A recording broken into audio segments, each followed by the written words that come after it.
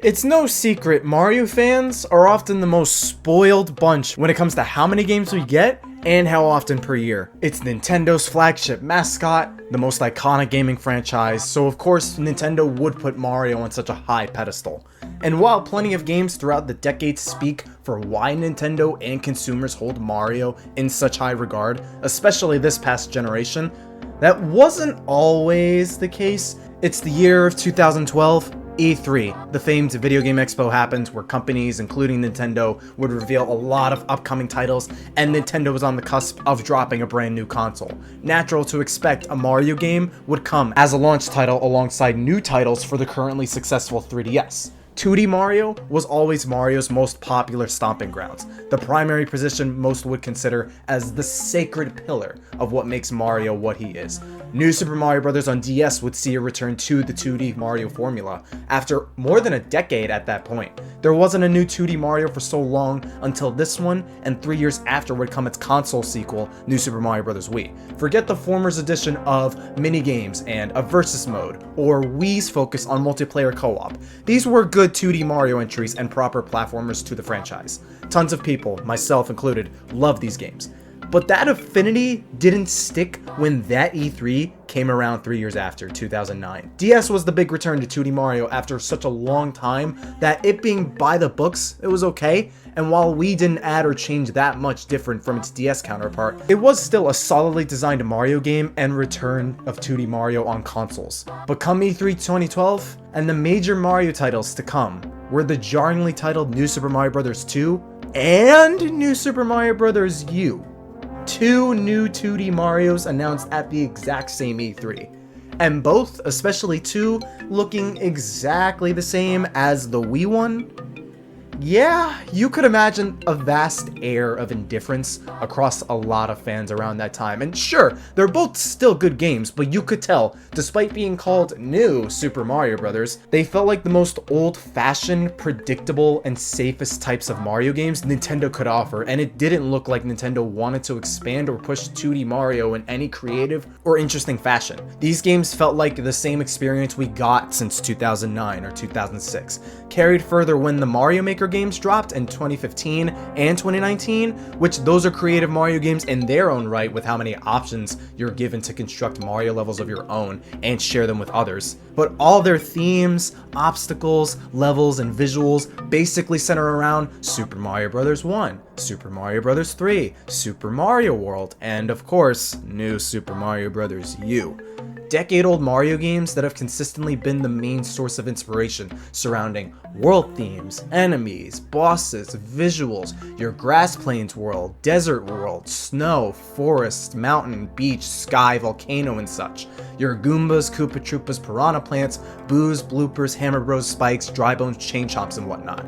Main bosses only being the 7 Koopalings and Bowser usually. Sometimes Kamek and Bowser Jr. are thrown in the mix there somewhere. Sometimes. New Super Mario Bros., especially Wii, all of that was basically the template for all things Mario going forward for a long time. These 2D Marios basically hinged off a lot of what the classic Mario games did, and were both designed and marketed surrounding those classics and nostalgia to where that was the format Mario should follow. That should be the status quo. That should be Mario forever because it's the most familiar. It's Mario at his most sacred, and Nintendo felt they didn't want to risk alienating newer consumers if they attempted anything distinct or original. That was Mario at his most vanilla.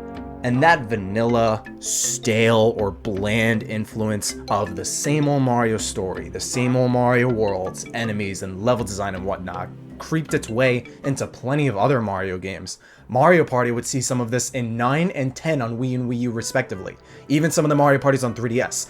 And 9 and 10 had problems of its own, mainly with the car mechanic, but all the boards, all the obstacles, and major ideas behind a lot of the core or majority of the gameplay, even plenty of the mini-games, had the same themes, enemies, and level ideas from the New Super Mario Bros. Series. And while Mario Tennis theme-wise wasn't super ingrained from the recent 2D Mario titles, Mario Tennis had this wacky creativity to it with Power Tennis and previous titles that had these minigames and crazy roster of characters, courts, all this stuff that felt like a creative Mario blend on these usual normal concepts of tennis. But come Mario Tennis Open, and especially Mario Tennis Ultra Smash, the roster took a considerable downgrade in variety, or just what kinds of memorable and creative Mario characters you could shove in. Underwhelming modes, and less of them in general, and the courts and main gameplay especially being these extremely generic, basic texture shifts in the same single stadium. It was the same type of generic, uninspired blandness that 2D Mario got more and more of, just on a literal scale with Mario Tennis. Anyone remember Mario Sports Superstars, the 3DS game where it jumbled like 5 different sports without any of the charm or wow factor from Mario Golf, Tennis, Strikers, and Baseball had prior? Because that's basically another example. Mario and Luigi. Despite Dream Team offering the same type of gameplay creativity, new and original characters, worlds, and inventive story depth past Mario and Luigi's had in the exact same time period plenty of other Mario games played it safe, 3 years after that came, that series was greeted with Mario and Luigi Paper Jam, this pseudo crossover with the Paper Mario series, primarily Sticker Star, and the entire story, character roster, and settings had the exact same worlds, enemies, bosses, and even story that New Super Mario Bros. Adopted, basically. Despite Mario and Luigi thriving on story and originality. And that was the last new Mario and Luigi for effectively almost a whole decade since. Even 3D Mario to some lengths, Super Mario 3D Land and Super Mario 3D World suffer from the same type of sanitization. And I should mention, 3D Land's a good game, with 3D World being an even greater game than that, and while I've always liked both games, with warming up to and liking 3D World a lot more when it made the jump to Switch, even when most liked 3D Land and 3D World at the very start, there was this bit of dissatisfaction or disappointment plenty of Mario fans had all the same. 3D Land, it was kind of like this bit-sized pocket 3D Mario way back in 2011. It was the first proper new 3D Mario on a handheld, and a lot of levels were short, the structure was simplistic, as well as the story, level themes. Again, it's a lot of what New Super Mario Bros. Did, but translated into the 3D series significantly closer than either Galaxy 1 or 2 ever did. But that was okay. It was an adequate 3D Mario for a smaller system Nintendo made. It, alongside Mario Kart 7, was what helped push the thing, and it felt like it was a small treat. A small little holdover for the next big 3D Mario we'd get on Nintendo's next console. It felt like an appetizer. 3D Land was fine all on its own for most people. But when 3D World came out on Wii U, 2 years later, what would end up as the 3D Mario for the Wii U, and our first HD 3D Mario, I can't necessarily blame people for being even a little disappointed. The bite-sized 3D Mario on the handheld was getting a sequel, and that was our big 3D Mario on Nintendo's first HD system? Really? The world themes, level structure, and most of the enemy variety, level creativity, don't let any of my implications or negative talk trick you. Again, 3D World was always a very good, strongly designed Mario game, but every 3D Mario between 64 and Galaxy 2 felt like it had this very specific theme and idea it wanted to push, the first major 3D Mario Nintendo would ever make, playing with the platformer mascot in this Z-axis and giving him a lot of moves to use and room to play around with, this tropical resort with all these summery tropical locales throughout, new entire races, bosses, characters in the Piantas, the Nokis, Toadsworth, Bowser Jr., and the first mainline Mario to try and give some genuine attempt at a story showing more than Peach eventually getting kidnapped. Freaking space!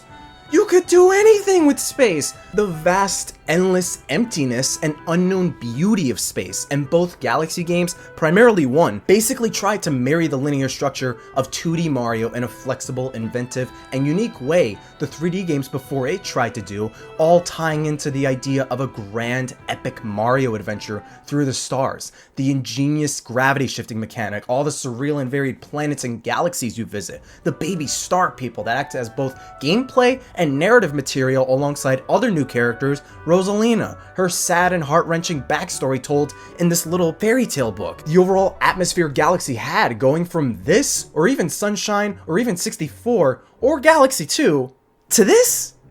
This was basically our second 2D, 3D Mario in a row. The move pool was limited again, the world and level structure and theming were basically the same, and while it gave us some new power-ups, new enemies and bosses and multiple playable characters, it did still feel like the same structure and feel we got from the 2D games. It and 3D Land especially don't have nearly as much of an identity as the other 3D Marios.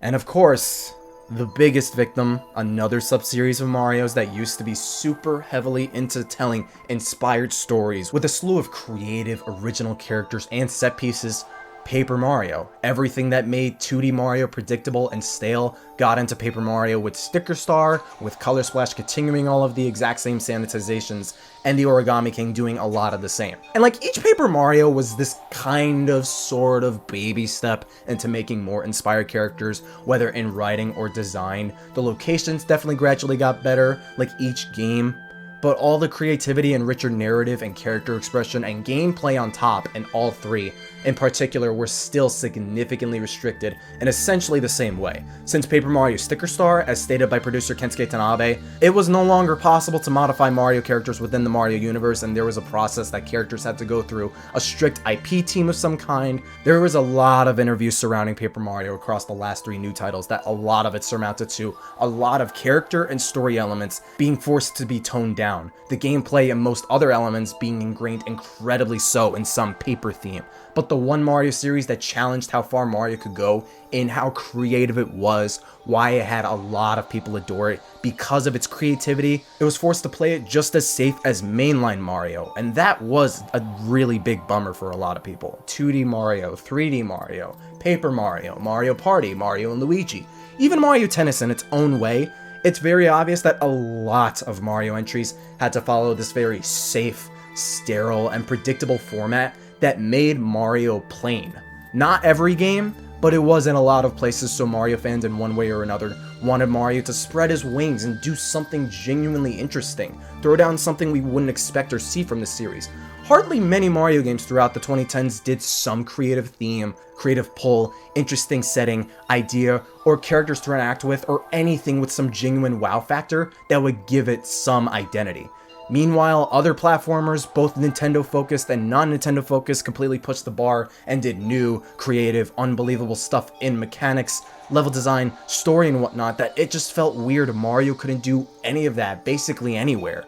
There were a handful of Mario games that went against the idea of Mario having to be super generic and safe, so I always felt there was some flimsiness to the idea. It was something Nintendo forced their developers to do, literally, but a lot of Mario games did follow a lot of the same plain sanitization 2D Mario basically kept up with for more than a decade, that it did feel like Nintendo wanted Mario to not be very expressive, not be more narratively dense, wacky, or out there as he did throughout the 64 and GameCube eras.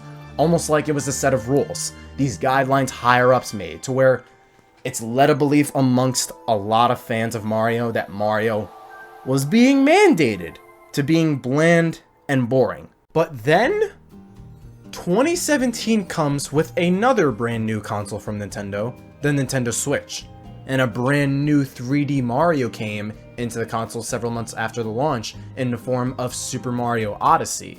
And this was our first seed of a brand new era. You could very easily and strongly claim it all started here, back in 2017.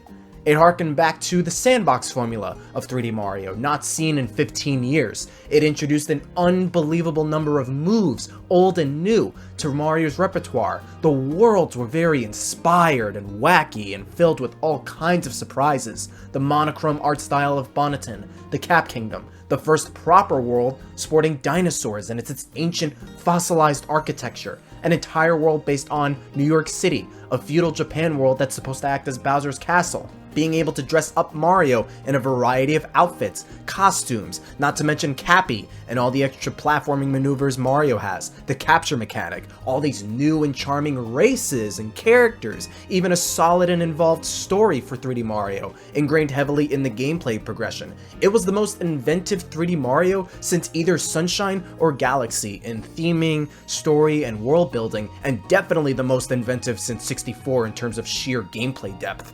With a bunch of other ideas and elements at play throughout, it was this cacophony of everything 3D Mario built up up until that point, and Nintendo saw it as such a fresh new take on the genre. And even then, a few months before this incredible 3D Mario game came, Ubisoft approached Nintendo and collaborated on creating an entirely new genre for Mario to tackle in this crossover game with all of the franchises out there, the Raving Rabbids. The world/level themes and enemy variety on the Mario side of it, it was relatively plain, I'm not going to deny that part, but even in just the sheer concept alone, Super Mario crossing over with the Rabbids, gaming's equivalent of the Minions in a lot of people's eyes, and the gameplay would be this XCOM styled in-depth strategy game where you have Rabbids counterparts of the main Mario characters. All the characters would wield weapons and guns basically. Luigi's a sniper, Peach is a tanky healer with a shotgun, Rabbid Mario swinging his hammer all around being all, that's a lot of damage, and Bowser Jr. is the main antagonist of the story and events that transpire, something that has not happened since Mario Sunshine. And you have all these weird combinations of Mario characters and enemies with the Rabbids, such as Petey Piranha, staple Mario characters like Mario, Yoshi, Peach and such, and a few others, unique designs and takes on the Rabbids in a more cartoony fashion, with a lot of combat and gameplay depth to choose from in which method of attack or defense you can do. Mario plus Rabbids was basically something entirely new for both the Rabbids and Mario, and both Ubisoft and Nintendo, Miyamoto in particular, greenlit how different and surprising the game was. And I do really think it started with both of these two games, Super Mario Odyssey and Mario plus Rabbids Kingdom Battle. These two Mario titles spoke completely differently than most Mario games the previous generation. They evoked some of the most out there, bizarre, unorthodox ideas and mechanics we've never seen in a Mario game before. That it felt really uncanny one generation ago. We were getting a bunch of Mario games that didn't even want to go halfway crazy, or just flat out couldn't break any normal Mario conventions, or pull any sort of interesting idea that was very non-Mario-like for a long time. Even Mario spin-offs on Switch, and the Switch Mario sports games, have their own issues many have had, whether the update model delivering more satisfactory content over time rather than having it ready at the start, or just the lack of content in general, regardless whether that means modes, stages/courts, story mode, etc. But Mario Tennis was basically a step up with Tennis Aces. Even when it was through the update model, the character roster got very impressive, the court variety was solid, and the gameplay since the start did feel like a unique take on Mario Tennis than what we got from Mario Tennis Open, Mario Tennis Ultra Smash, and Mario Sports Superstars. Tennis Aces felt like a fighting game almost, and it was another inspired Mario Tennis in some way. There were 3 games throughout the 2010s that were outliers in Mario not being stale, limited, and non-creative, and Mario and Luigi Dream Team was among them, like I already mentioned earlier. There was a Mario Golf game on 3DS called Mario Golf World Tour, and that game did have creative and inspired characters, animations, courts, and modes and whatnot. So Mario Golf didn't see the exact same reservation as other games by any major or even some minor means, but future games did still somewhat add to Mario not being restrictive in that creativity. And I get Mario Golf Super Rush was very disappointing for a lot of people, especially with the update model and the lack of modes beyond single player and whatnot, but again, the roster got very entertaining. The court variety, especially after the updates, got really fun. So even with its drawbacks, it still did add more creativity to Mario as a whole, and it did stuff Mario Golf didn't do before. And we saw the comeback of a long dormant Mario sports series in Mario Strikers Battle League. And once again, the lack of content besides a single player and other elements in it making it as shallow as basically the GameCube one was there. But Mario Strikers was always the creative Mario sports series. It gave Mario and characters this very sharp, angry edge to it, the art style, the aggressive nature of the gameplay, body checking characters into an electric fence, the over-the-top super strikes. Mario Strikers was the de facto non-Mario-like sports game for having this very unique style and aggression to the atmosphere of it, but we went on for so long without a new Strikers game that it felt like just a one-and-done thing after Charged. And Strikers Battle League does somewhat dial back on how aggro it was in general before, and the courts and voice lines of the characters were a lot closer in line with regular Mario, but it does still have a lot of that same charm the first 2 games had too. the animations, the art direction, the gameplay depth. It is indeed Mario Strikers through and through. And while disappointing for a lot of people, still with adopting the same issues Tennis Aces and Golf Super Rush had in one way or another, or completely unrelated issues altogether, it was another Mario subseries that never saw the limelight of day for 15 years because of how risque, brutal, and harsh the nature of it used to be. How interesting and unique it was as a Mario game, spin-off or not. Now, it's safe to expect a new Mario Strikers game to come at some point in the future, and Battle Lake is still a very important Mario entry and Strikers game, just for that alone. And the third other game that was the outlier, to me at least, in having not as many creative shackles was Luigi's Mansion as Dark Moon came out on 3DS, and a lot of people did enjoy it. It is a good game and all, but Luigi's Mansion 3 on Switch also still adds to Mario fleshing out more creativity. Dark Moon's good and all, but the ghost designs were a lot more simplistic and generic compared to the first game. There were no portrait ghosts like the first game, not nearly as much lore-heavy context like the original game on GameCube, and the mission structure took plenty of backlash, so you kind of can argue Dark Moon is another one of those games that it was restrictive, but even then, Luigi's Mansion 3 came and fixed a lot of the issues Dark Moon had, basically serving as a merriment of Luigi's Mansion 1 and 2. Portrait ghosts make a return. More lore than Dark Moon came about. The structure's a lot more in line with the first game and how seamless and more concise it is. The story's still as cartoonish and fun as the first two. Peach makes her debut in the series. It's just another example of Mario continuing that expansion in ideas in more games beyond mainline, no matter how minimal or not. Mario Party saw a return to form closer in line with the first 8 entries with Super Mario Party and Mario Party Superstars. Gameplay was there, the boards had some creativity behind them, and the minigames especially were very inventive. Mario Party Superstars you could chalk up as a glorified best of across the series in boards and minigames, but even with that, it still had that proper return to form people were clamoring for, and the minigames and boards they did use still had that exact type of artistic and stimulating imagination of ideas and themes people wanted out of Mario Party since the late Wii era. Bowser's Fury, another beautiful example. It built off the foundation 3D World had, but it still managed to have all kinds of interesting and fun design elements. The sandbox world, the item system that was modified from the main game, Fury Bowser, Bowser Jr., Giga Cat Mario. It has its own identity a lot more strikingly than 3D World did, and it's an even shorter and more condensed game than 3D World is too.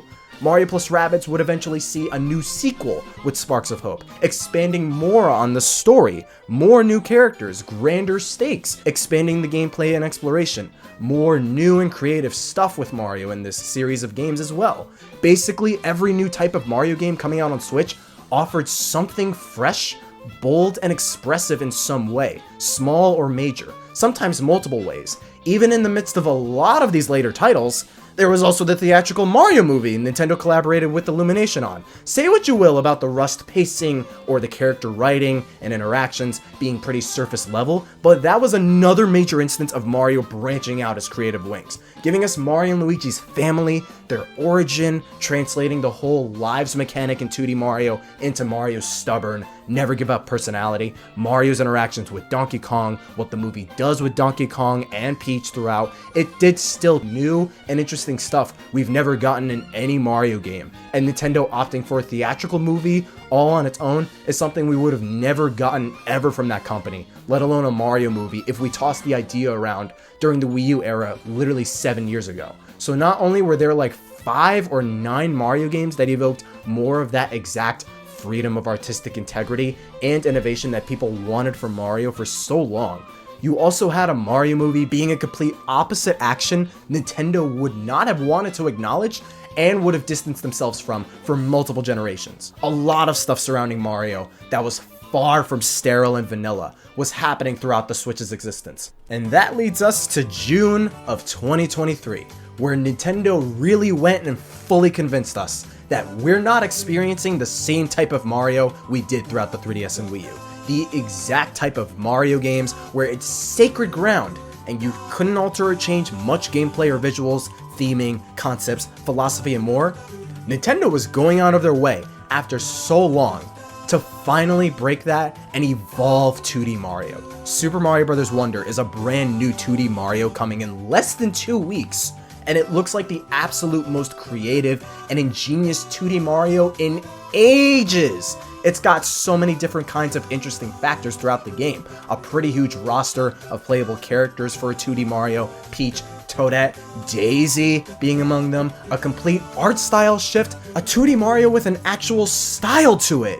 Very intuitive level design and level/world themes we never got in a 2D Mario before. The Wonder Flower completely altering and expanding that level design so much further, all taking place in a brand new kingdom, brand new location with brand new characters, new gameplay mechanics, new power-ups, badges. The standard completely got reworked for 2D Mario, for developers and fans. Now it's Super Mario Bros. Wonder. And developers behind the project, Takashi Tezuka primarily, expressed in an interview how their aim was allowing the team a lot more freedom in the ideas they had for the game, trying to be less protective of Mario. And that freedom of ideas and overflood of creativity, that lack of overprotection and encouragement of liberal thinking, being more open-minded, open to new ideas, that is exactly what happened with Super Mario Odyssey, the Mario plus Rabbids games, and more. That is exactly every one of us have been wanting Mario to do, and a lot of other Mario games, 2D Mario, 3D Mario, Paper Mario, and more, to keep trying to do. We want more of that. Let's go, Nintendo. We want more of that. That's what we've been waiting for. It's what we wanted all along. Let's go, finally. Give us that exact freedom and identity in everything else Mario 2. Give it to us everywhere. Keep doing that. You're cooking. Cook everywhere else with the same idea, but you're cooking right now. Thank you. But dialing it back to Super Mario Bros. Wonder, it's trying so hard to make Mario, 2D Mario especially, fun and whimsical again. Almost 2 decades did 2D Mario feel so safe and so samey. So just the style in particular alone, how different Mario and the other characters look, almost as if they popped out of a Kirby game. That all on its own is huge, and the Wonder Flower's entire concept and execution as well. That's even more impressive and major. Forget badges are in a 2D Mario game, and Wonder just looks like such a genuine treat of a Mario game. I can't believe it's coming in less than 2 weeks. It does not feel that close. Time really flies the older you get. It's kind of scary. But Mario Wonder's entire MO and everything it's presenting and doing feel like a complete shift from what Nintendo wanted to do with Mario for so long, and being the source of this video's entire existence and discussion. It is exactly what 2D Mario needed in so long.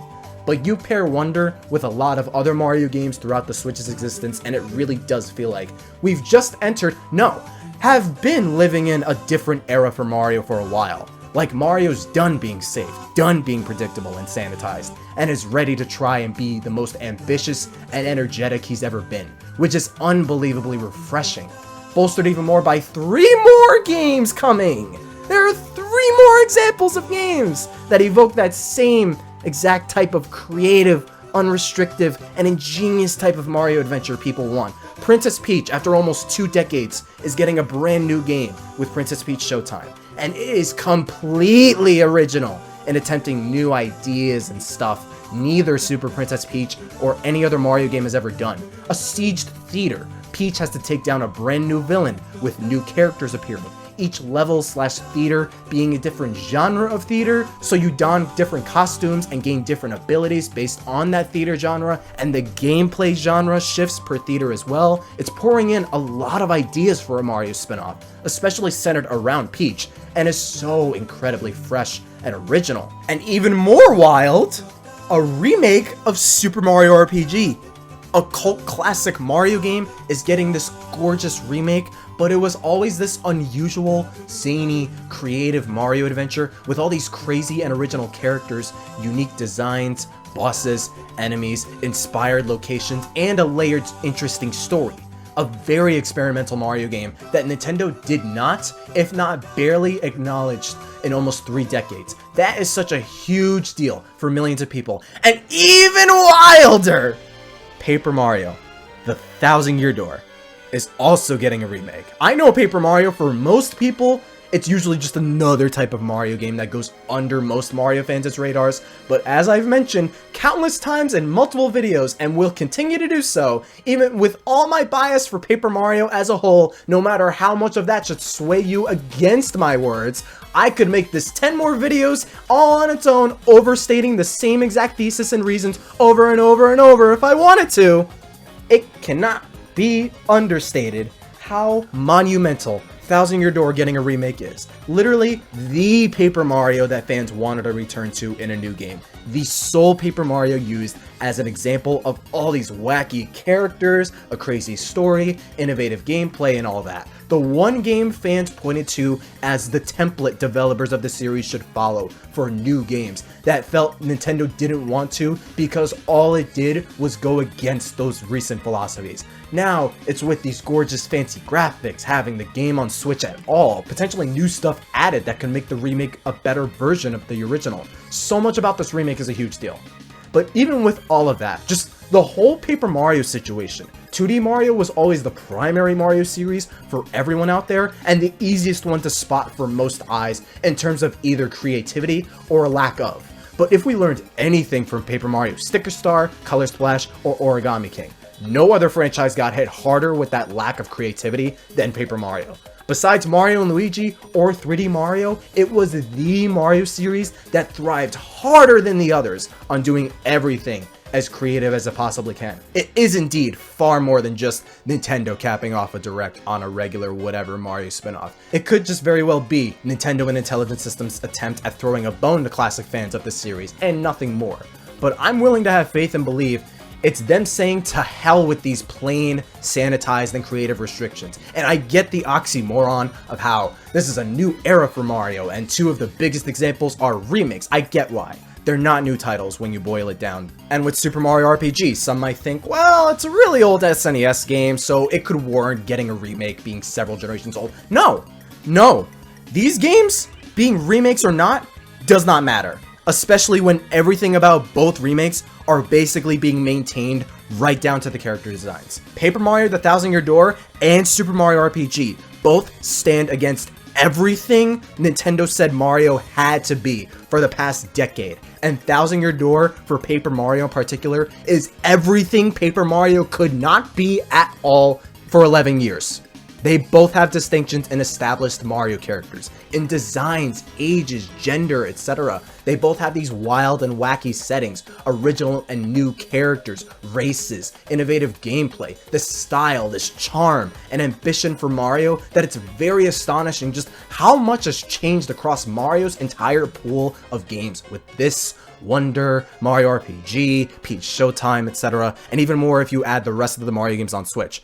And with the whole Mario mandate thing, I said earlier on I felt it was flimsy. Basically, once fans got wind of there being any sort of Mario mandates, it legit took at max like 4 years until we'd start seeing a 3D Mario break those mandates. And once again, it's not like Luigi's Mansion, Mario and Luigi Dream Team, Mario Kart, or Mario Golf got hit with the same types of restrictions, if not nearly as bad. I felt it was this unnecessary case-by-case type thing, particularly with Paper Mario, because that New Super Mario Bros. Effect basically completely took place in both New Super Mario Bros. And Paper Mario. Mainly those two in particular more than anything else. And even with 3D Land and 3D World having some of that sanitization or structure, it did still offer really good gameplay design and some stuff we wanted Paper Mario to do. And if there were some legit Mario mandates or rules across most if not all Mario series, they certainly did not last long whatsoever when shortly after either Sticker Star or Dream Team, it only took again 4 years for both Super Mario Odyssey and Mario plus Rabbids to drop. So it's not like they were super restrictive on absolutely everything Mario. If we saw that with every Mario Sport, Mario and Luigi before Dream Team, and Luigi's Mansion to a greater degree, maybe I'd buy it completely, but as far as like rules or guidelines or whatever, I basically feel they did have this specific standard they wanted 2D Mario to keep, and it was a Paper Mario problem for most of it. And like I said, this very well could just be an anomaly, a one and done thing in Paper Mario's case, but also in other Mario titles, and we get safer, more vanilla Paper Mario games or mainline Mario games, and this just wound up being mass copium. But with how vast this creative expansion is spreading across like at least 6 different Mario series now, I'm willing to believe whether all these recent and upcoming titles, or even just Super Mario Bros. Wonder and Paper Mario The Thousand Year Door remake alone, this does imply all these creative ideals and philosophies. This new vast embrace of just Mario being weird and wonderful again, to the highest degree, is meant to signal that more Mario games down the line will also become more innovative and weird and stylistic and fun. Now, when Nintendo's next system comes along, and even the one after that, there is always that chance in Paper Mario's case at the bare minimum that the Thousand Year Door remake is just a singular bone Intelligent Systems wants to give to the Paper Mario fans, and the next game is following the same ideals Origami King continued from Color Splash and Sticker Star. But given every other Mario game laid out in this video is doing the opposite, and it's at least the best case scenario again, so some stroke of wishful thinking's at play here, I wouldn't be too shocked if this remake was meant as some indicator of what to expect in the next new Paper Mario. Great sales or not, that it is finally returning to the original game's roots, but introducing new types of characters and gameplay and a new story and such. This remake confirms they finally got the message about Paper Mario from the fans, and I wouldn't be too upset if this remake is all we get, but now that all the simplicity Mario followed in multiple types of Mario games is basically absent in every recent new or remake title, I don't think best case scenario isn't that far from a realistic reality. And even with the other Mario games, I have no doubt that if Wonder sells remarkably well, it could very well become the template for 2D Mario for another game or two, which I know a lot of people would love as long as they keep introducing new stuff, new mechanics and characters. Maybe Mario RPG could get a proper, direct follow-up sequel by either Nintendo or Square Enix. Maybe Mario and Luigi could come back in a brand new creative adventure after being absent, if we're lucky, by again, Nintendo or Square Enix. We could get even more Peach games, more better and expansive Mario Strikers games, golf, tennis, baseball, continuing more awesome Luigi's Mansion titles, 3D Mario, Mario Kart, Mario Party, Mario plus Rabbids. Maybe Mario Basketball could come back, or we give a shot at an American football Mario game, or maybe Rosalina, Bowser, or even Waluigi may finally get their own standalone experimental game starring them individually. But this genuinely does feel like GameCube era Nintendo, where literally every Mario game felt super creative and super original. So assuming that's the kind of era Nintendo's trying to recapture and reimagine with these upcoming titles again after so long, and doing so during an era and console, hopefully the same with the next system, that Nintendo's at their most successful and profitable than they have ever been, especially if more of that creativity and ambition is what driving far more people behind these recent Mario games and the Switch itself, I see that as massive wins stacked on top of one another. And it feels like with Nintendo before, it felt like they played it a little too safe during the Wii and Wii U era, because the Wii was so huge and it was a big hit that they felt doing that for most other Mario games was the play. But most fans, especially hardcore, felt like it was a little too much, too restrictive, or too by the numbers, that it wasn't holding them as much as it did before. And they opted for that because the GameCube era played it very experimental, and it was very creative with a bunch of its games, even beyond Mario, but it might have alienated a lot of people in Nintendo's eyes, or at least at the end of it, it was a failure to Nintendo that a good chunk of games around that era weren't revisited in any major way, because Nintendo opted to adhere to the nostalgia between the NES and N64 a lot more with more titles as the Wii went on, and especially into the 3DS and Wii U. But ever since the Switch, we've been seeing the exact opposite. The Switch managed to capture a lot of both casual and hardcore fans of gaming with the concept, a lot of its games and first parties adhering to both audiences, and Nintendo has been making a lot more decisions and choices that were significantly riskier than the decisions they made during the 3DS, Wii, and Wii U eras. They're branching out into theme parks, movies of their IPs. They're trying to pull in more of that hardcore crowd again, while not losing sight of the casual audience at the same time. And it really does feel like the Switch is that perfect balance of both casual and hardcore appeal. Safe and predictable, the feel and look of a series you recognize, but that feel and look is also doing something very different and new. It's streaming together brand new ideas and recipes together to see how much they can throw anyone in their audience for a loop in the best way possible. Super Mario Odyssey was basically that. The hardcore crowd had these massive sandbox levels to roam around in and seek as many collectibles as possible, alongside a subtle story that progresses in the gameplay the further you get. But casual fans can aim for a smaller pool or linear line of gameplay and moons and whatnot if they so choose. Seek out the required moons, but also mess around with the levels, the world, the costumes if they want. And both audiences are getting tightly designed platforming levels within these expansive areas and crazy platforming and capture mechanics to boot. Super Mario Bros. Wonder is basically that too for 2D Mario. The more casual-friendly Mario, the Wonder Flower and level design and progression structure pleasing hardcore, but the feel and look of it being 2D Mario appealing casual, with the Wonder Flower and level design and themes pleasing both. Casuals can dive into the Origami King if they want, but now hardcore fans can get NSO expansion and play Paper Mario 64 and double dip on a glorious remake of the Thousand Year Door, which the latter is also much more easily accessible for the casual crowd on top. With Mario at least, it's the best of both worlds, and it's benefited Nintendo to a great deal more than the Wii ever did on top. And I think that is probably going to be Nintendo's initiative going into the next console generation. It just did so much for Nintendo this generation, and it blew them up to so many high heights, even in other series like Zelda, Smash Brothers, Pokemon, Splatoon and whatnot, that I find it hard for Nintendo to break that balance they struck so incredibly well these past 7 years. Even with specifically Mario games, of making more creative, wondrous Mario titles that they'll still have that breadth of familiarity to them while still introducing proper identities, ingenuity, and flair to them. It could be an inconsistent time period for Nintendo for all we know, and it's a bold prediction that'll get laughed at. But this type of creative buildup has been happening literally since the start of the system, almost 2 years shy of a whole decade. Or it could very well just be Switch only and we go back to safe and boring again, which I doubt.